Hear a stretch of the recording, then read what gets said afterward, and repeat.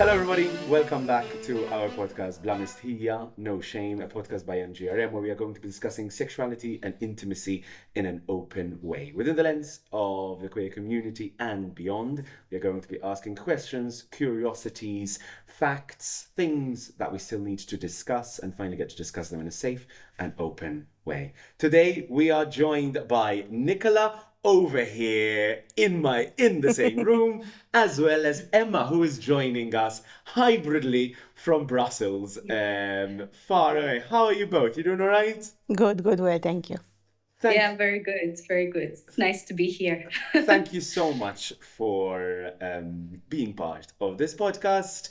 Can you tell me a little bit about yourself? I'm going to start with you because you're closer to me by location, Emma, if you don't mind. Yes, yeah, Sure. no worries. Tell us a bit about yourself. First of all, thank you for the invitation. I'm very happy to be here with you both. I'm Nicola. I'm a Gestalt psychotherapist. I work with individuals and couples, and I've trained further in psychosexual therapy and sex and relationship education. So yes, I'm very interested about this topic. I think it's important for us to talk about intimacy, sex, sexuality. So Absolutely. this is great. When you say, am I going to say psychotherapy? Within a sexual context, I'm pretty sure that you can give me a whole thesis about what that one word means. But briefly, sort of what would that include or consist of, maybe away from other practices that makes that unique? Well, first of all, psychotherapy in general is the practice of working with clients through talk therapy, where we are discussing various issues related to mental health, well-being, relationships, and so on. And then when you're taking a psychosexual lens, you're looking at problems of sexual function, intimacy issues, issues with desire when there's discrepancies between the frequency required in a couple, these kinds of things. And usually it's very interrelated. So when there's a sexual issue, there's a relationship issue, or there's a relationship issue and a sexual issue. So it's varied. And we're also, of course, looking at sexual and gender diversity, persons working on their sexuality, on their gender.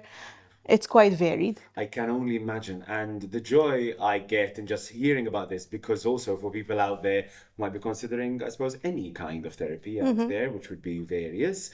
It's so great to know that, first of all, in this country, but also there is a brand, a corner, let's say, of therapy that specifically focuses on all of this. So I cannot wait to be discussing much more with you today. Emma, hi. Who are you, Emma? Hi, I'm Emma. So I was invited here today because I'm an artist and an activist, and for the past 5 years, I've been exploring topics on sexuality, identity, and there's always politics involved. So pleasure politics and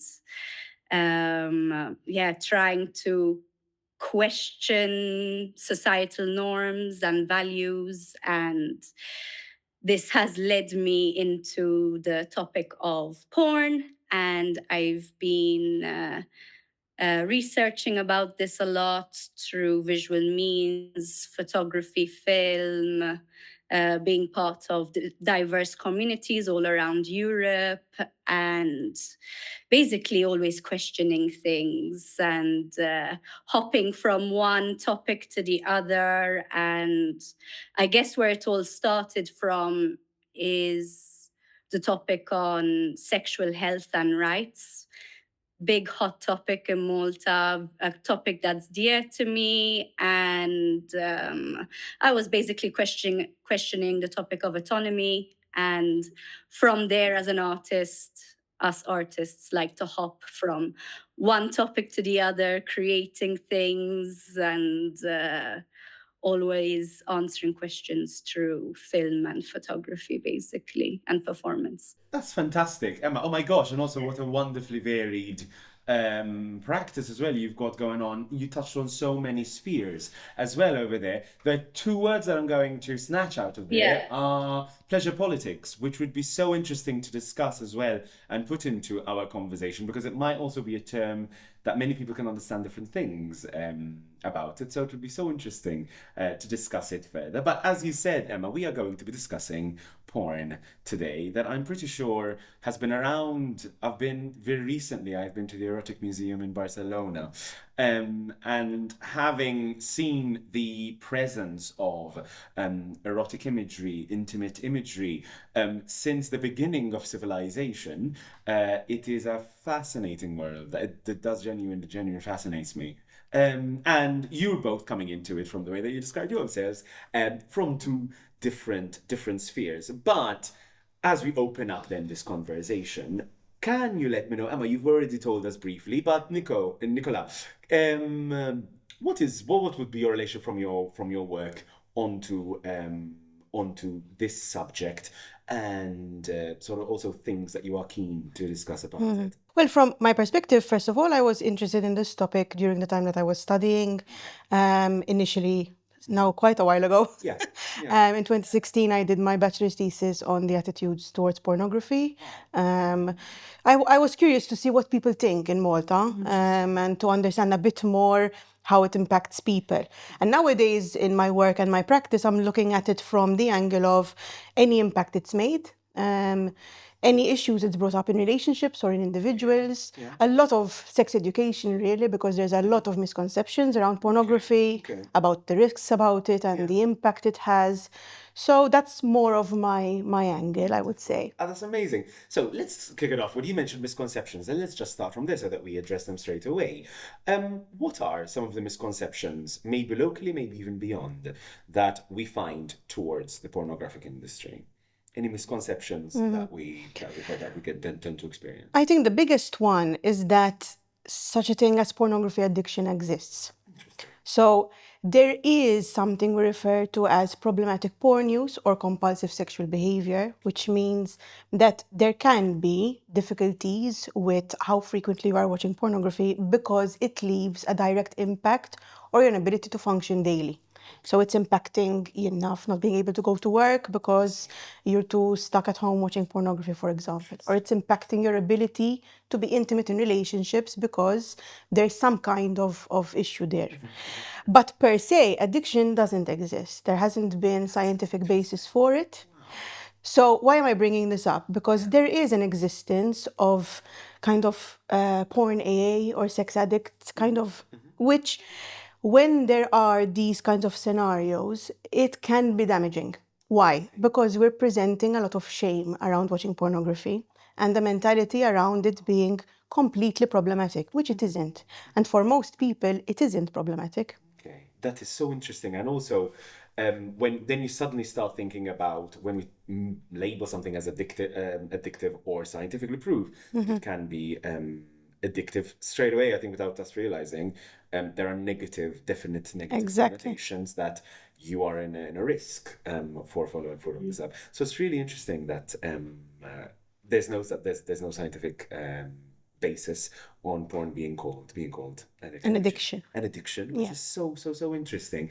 Emma, you have your own personal experience with the porn world, and it's a really interesting sort of scientific view on your art and the way that you create what you create. And can you let us know a little bit about your own relationship with the pornographic industry and your own attitude towards it? I mean, the industry, as we've known it, has been a predominantly male to male industry. And by male to male, are we meaning male produced for male audiences? Is that right? Exactly. So the majority of directors, so film directors, have been male, and with that, the audience that most male directors are trying to reach are for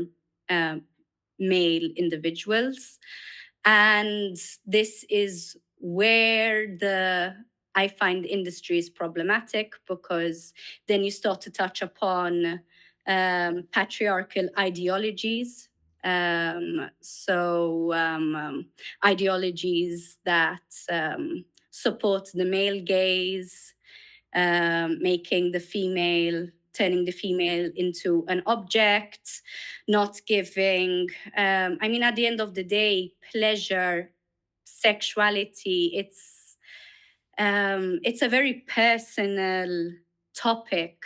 We all have different fantasies, and when there is a dominant figure, it creates a disbalance, and this is where there's there's been so much hatred actually around the porn industry because of this. There are feminist anti-porn movements, which I am personally against, because I believe we should be changing the porn industry to make it more ethical.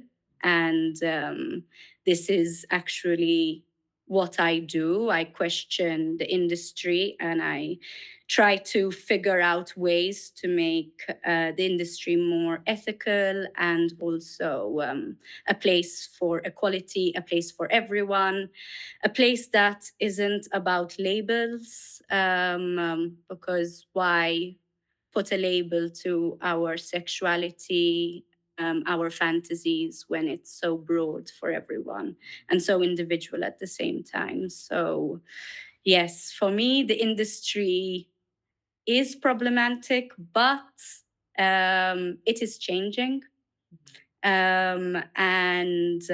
Before I was saying, it's interesting that I am in digital form, virtual form today. Because I mean, it is a digital medium, and actually one of the ways to change the porn industry is the DIY factor, the do-it-yourself, the home aspects, to make it more relatable. And Am I right in saying that OnlyFans is something that might have exactly, contributed to this? I think it's changed the game a lot. Absolutely. it has. It has. I think it's great. It's giving a platform. I mean, not everyone's a sex worker on OnlyFans, but it gives a platform to sex workers. It changes the role of the director. The director is the performer, is the person creating the piece, and that gives personal autonomy. So the objectification gets thrown out of the window. The gaze also changes. It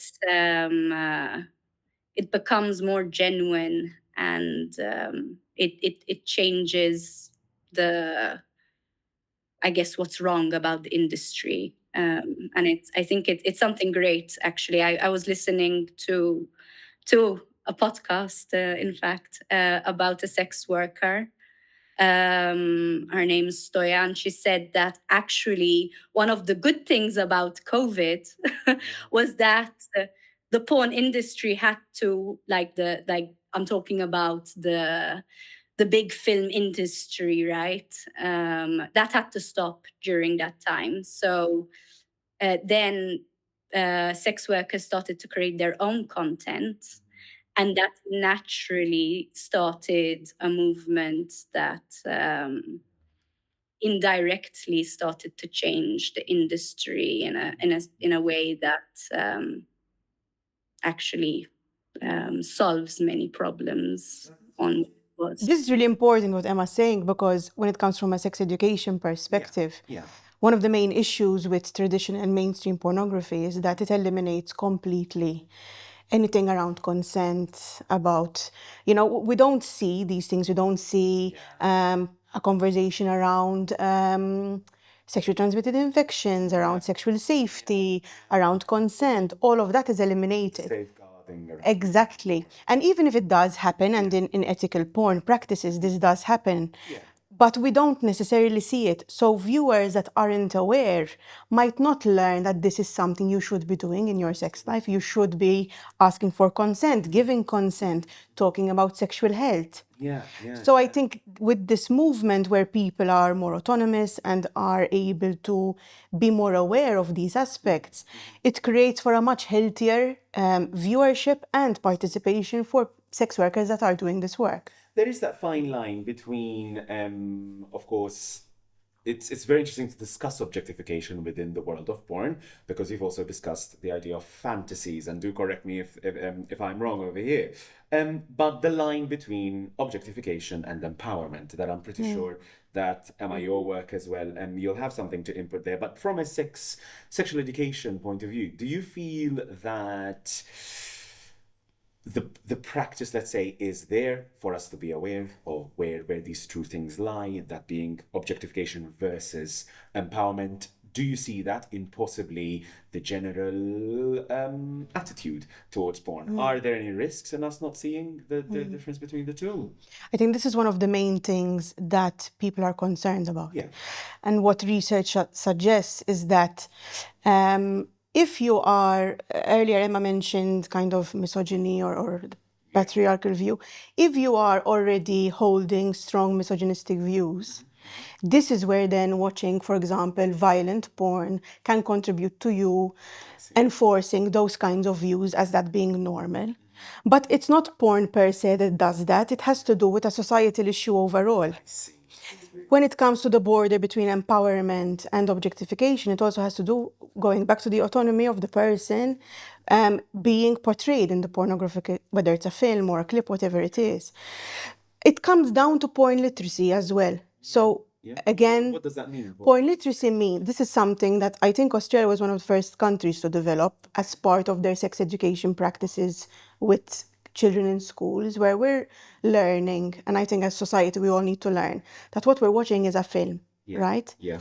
And what we're watching is somewhat, or in some cases, scripted and not necessarily replicating real life. And this is why, tying with what Emma said, amateur or person-made pornography maybe is a bit more important to see what it's more exactly what it should be like in real life and these expectations. So porn literacy is about learning to be critical about what you're watching and being aware that parts of it are entertainment and they're intended to arouse at the end of the day, and part of it, I mean, it's a film, it's scripted. How interesting that, of course, if we put this on the same jargon as watching any blockbuster and any Exactly. thriller and any of this, you just go, yes, obviously it's a film. And yet then our intimacy, I don't know, expectations or lack of critical thinking at what we're seeing. It's the first time that actually making me aware of something like that, which is so interesting. Go for it, Emma. Go on. As well, sex education, we missed the topic about pleasure and desire, that sex is pleasure as well. We overlook that in our education, talking about pleasure. Asking about locally, as in and I've said this I said it many times in many pieces of art that I've worked on, that virtually in my education, let's say formal education, primary, secondary, into tertiary education, I never had to sit down and get to know so what sex ed actually means. We got the biology, and that's all that we got. So it's very interesting that now we're talking about these wonderful concepts, which you're saying are already in practice in somewhere like Australia, that sex ed actually can celebrate the pleasure rather than this just being about oh, this is terrible, this is addicting, this is all the stereotypes that we are discussing over there. Emma, you were telling us about sort of the DIY movement and the OnlyFans movement. How possibly in your practice or practices that you admire can empowerment come through stronger in the making of porn, therefore helping us with our porn literacy? Helping is not the right word there at all, but further contributing to a healthier healthier porn literacy and porn awareness. How can we see that empowerment be done so that even we as potential audiences can go, yes, this is a business to support, this is not something that we should support or I should be okay with? I mean, coming on a podcast like this is great to in fact I would like to like share some links with you guys of different sites that show ethical porn, and I guess it's important when you enter a site to see if there is transparency in this site, if they are talking about consent and boundaries, and they are transparent with the content that they're showing. Websites that do show ethical porn, one of the things they start with is this. And usually on their pages, there is an about. So I think it's always good to go on the about page, or, get to know about different movements. Like I'm part of the post-porn movement, which is a queer and artistic movement and activistic movement that started in the 90s. And now there are post-porn film festivals all around Europe. And basically every year people hop from city to city, and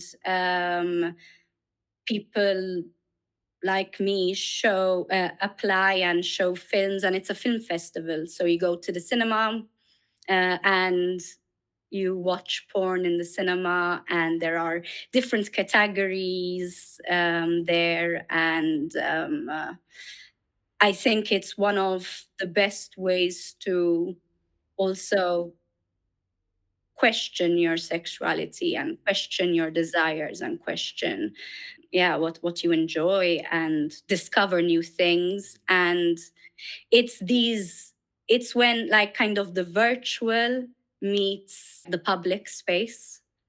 And that's what I like about these porn film festivals. They're real. You go there, you talk to people, and they also have online viewings. So the films that get chosen, um, they upload them, and you can pay a small amount to get a subscription for that week, and you can watch all the films that are showing there. So this is like one way to do it, right? You can follow all the festivals. There's like literally almost a festival every few months, because they're in so many different cities. I can start naming many different ones soon. So yeah, I guess it's getting to know the right platforms where to watch it. And because there's a taboo on the topic of sex and the topic of porn, we don't talk about it. So how do you access it, right? Um, and yeah, I mean, by talking, right? By talking with people, that's how you start to get to know about all the cool things that are happening.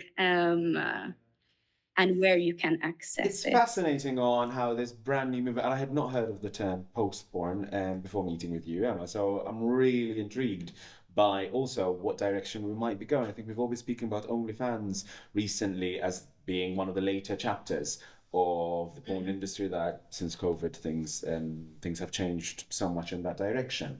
And it's a lovely conversation that we're having, because we're really celebrating the positivity of what can come out of this topic of this industry.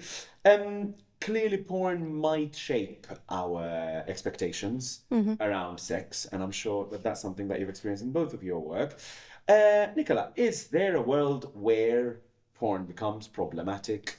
Because I'm sure even for viewers watching us, they might be thinking, okay, all well and good that there are these beautiful, wonderful things, but clearly there's a reason why certain stereotypes, certain expectations might have come out, and I think it's great that we discuss.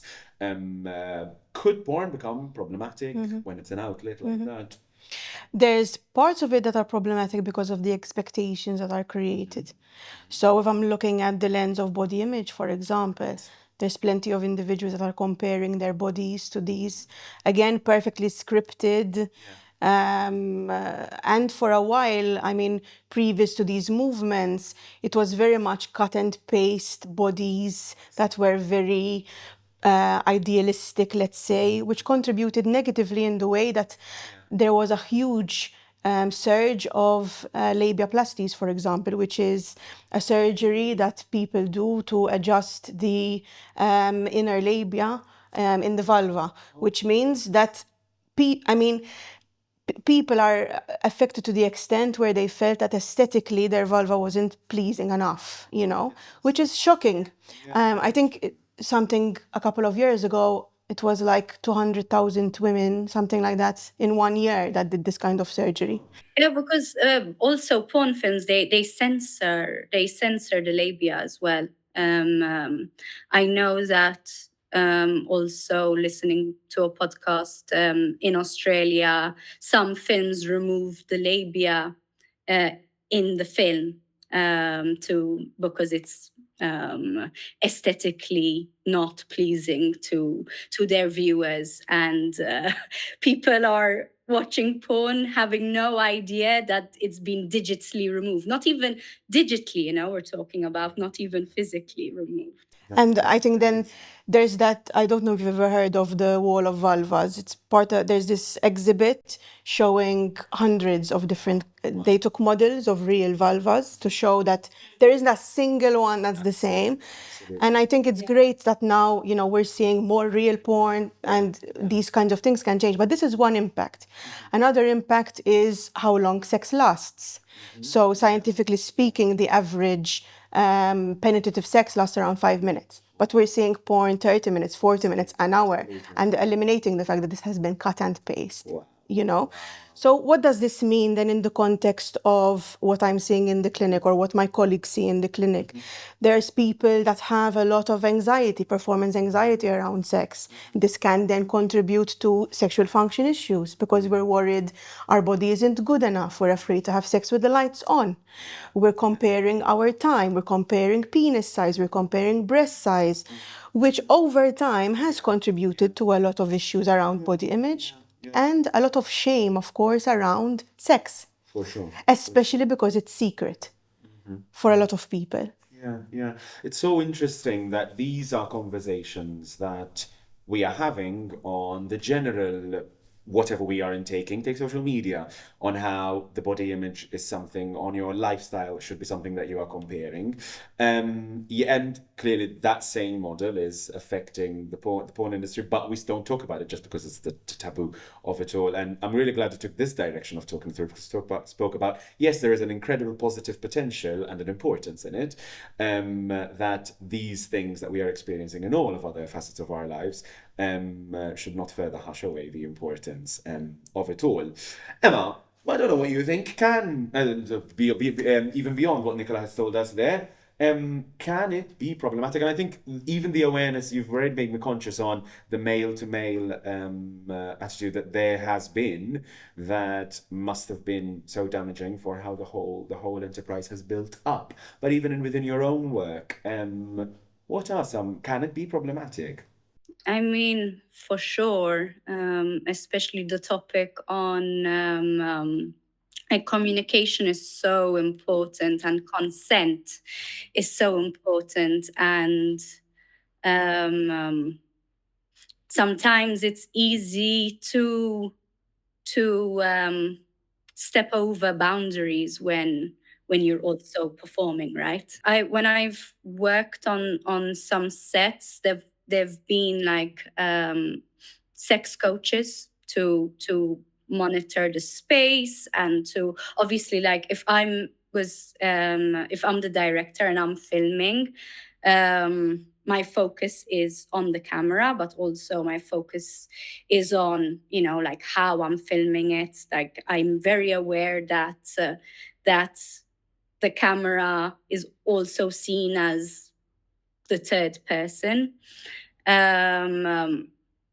And yes, sometimes I question, are are directors aware of how things are being filmed? Are we aware of the set? Are we aware of the sex workers when they're creating this work? And that it is consensual.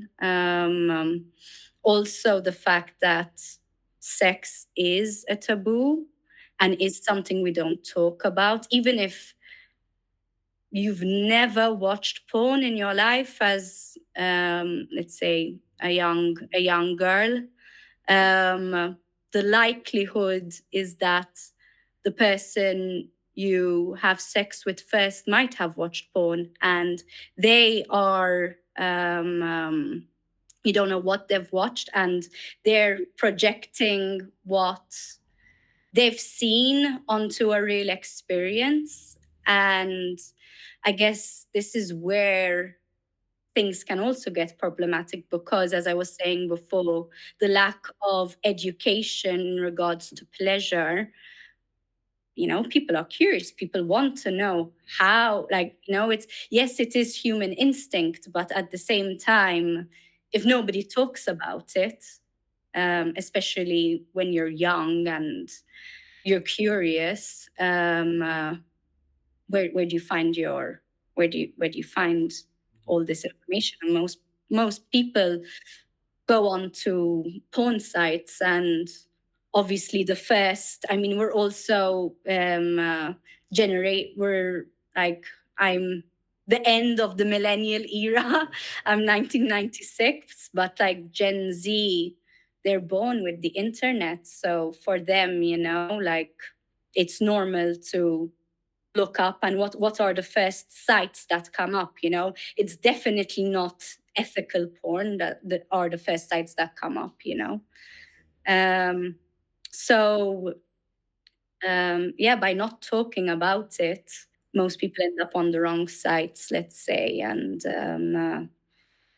seeing content. This is something that in clinical practice, it's important for us. I mean, I would ask kind of, what porn are you watching and why are you watching it? Yeah.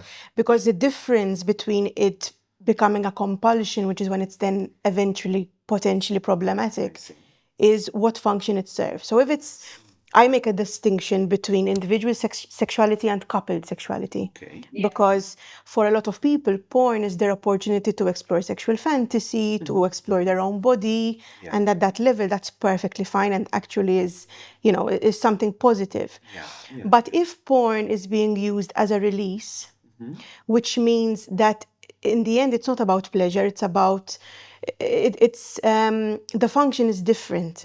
This is, if I'm going to put it in a different example, if we're looking at an impulse, I opened the fridge, I saw a chocolate, I was like, yes, I'll have it. It made me excited, it fulfilled an arousal need, and it ended there. Right. But if every time I feel stressed, I take the decision to have that chocolate, afterwards I probably feel shitty, not good. Yeah. So this is when we start to see that it's a problem. How do you feel after? And why do you feel shame? Because of religion? Because your partner tells you porn is bad? These are all things that I would be assessing with a client. And these are the areas where potentially we don't talk enough about. And this is, Emma said something really important, communication. The issue when I see this theme in couple work, for example, is usually because it was done in secret. It's not actually the porn that's an issue.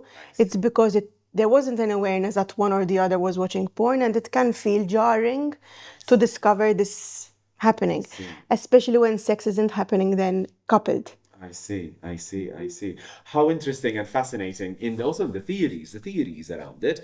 We have discussed so much around the audience of porn, and somebody might be listening to us out there, and in different degrees, from the small and sending a couple of videos to all the way possibly taking it as a bigger career, whether it's couples testing this out, whether it's somebody on their own journey on discovering porn. What's okay and what's not? How can somebody protect themselves but still potentially get to know this world, be a porn performer, organize porn, do it in an ethical way? I don't know. I'll come to you. Let's go with you, Emma, because I'm sure you have experience. Go for it. How can we sort of now start moving away from what could potentially be problematic and harming, and protect your audience, because now you're in a production place. Protect your audience, but also protecting yourself. I mean, first I would say find your community. I think that's so important to not do it alone. When you're curious, you're not the only one who's curious. You're not the only one who wants to explore further. And I think one of the safest ways to explore this is to find like-minded people. And this is actually what I got the most out of this, that it's more of a community than anything else. And when you're creating, you build friendships and it's fun, and you create strong bonds, and you create actually also beautiful fun work, and you let your, like, I guess, inner child run wild and really explore that fantasy. And there are these circles, like, artistically speaking, there are, like, I know an artist who I look up to. Her name is Melanie Bonayo, and she's also a sex therapist, not only an artist. And she creates videos about pleasure and consent. But she also has created this community called Skinship. It's a queer space for touch, exploring touch, kinship, relationships, activism in a physical space. So you do different workshops together, and you start to understand and explore intimacy and sexuality with other people in a safe space, and you allow yourself to experiment with this. And then also the post-porn movement does the same thing, because it's a community of people making DIY porn. And you go to these festivals, you meet lots of people who are interested in the same thing. And from there, people usually make friends, and they're like, they talk, we're like, oh, yes, I haven't seen a porn with the topic of grinding, for instance, yet. Oh, we should make this together. Oh, when are you free? And then you create this together. Or we realized that there wasn't, like in the Netherlands, the porn community is centered around Amsterdam, and we're like, everything's made in Amsterdam. We're like, and my queer community is in Rotterdam, so we're like, let's change it up and make a space for the Rotterdam queers, and create a porn around the community in Rotterdam. So it's a lot of the times it's also friends making films together. And I think that's a really nice way to enter this curiosity, for instance. And also too, I mean, you can also reach out through Instagram to someone that you admire, and just say, like, hey, I love what you're doing. How can I be a part of this? And yeah, probably the chances are high that you'll get an answer, because new partnerships, I suppose. Fascinating, Emma. And also to start wrapping that conversation up, Nicola, whether you're making it, whether you are receiving it, whether you're on the audience chair there, the last question that I had was, can porn be a source of education?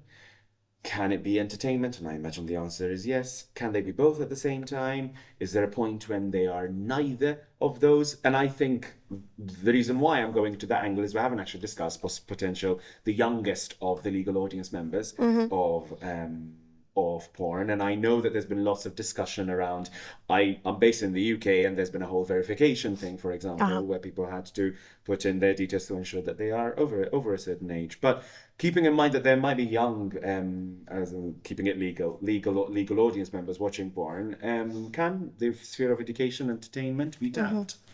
I mean, option E, all of the above. Absolutely. Because certainly for some people it is education.